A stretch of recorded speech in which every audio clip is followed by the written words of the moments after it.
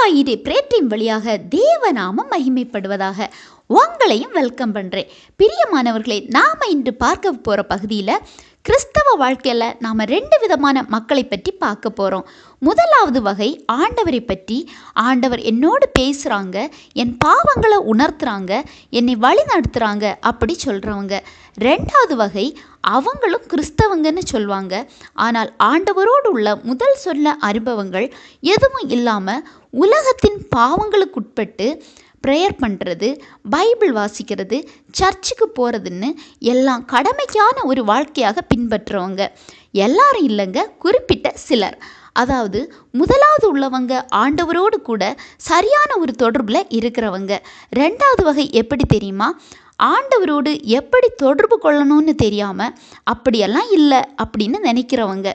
மனிதர்களின் கிரியைகள் உலகத்தின்படி பொல்லாதவைகளாய் இருந்ததால் ஒளியான தேவன் உலகத்தில் வந்தாங்க. பொல்லாங்காய், அதாவது தேவ வசனத்தின்படி ஆராய்ந்து நடக்காத நபர் அவரோடு சரியான ஒரு தொடர்பில் இருக்கவே முடியாது. யோவான் 3:20 பார்க்கும்போது, பொல்லாங்கு செய்கிற எவனும் ஒளியை பகைக்கிறான், தன் கிரியைகள் கண்டிக்கப்படாதபடிக்கு ஒளியினிடத்திற்கு வராதிருக்கிறான் அப்படின்னு சொல்லப்பட்டுள்ளது.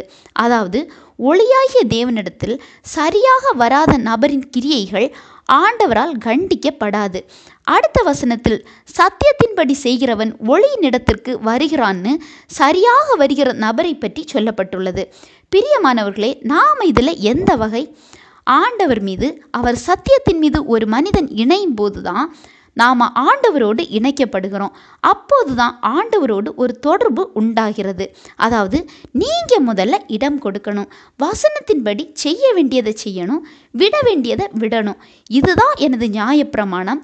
இதை விட்டு இன்னொரு வழி நமக்கு இல்லை.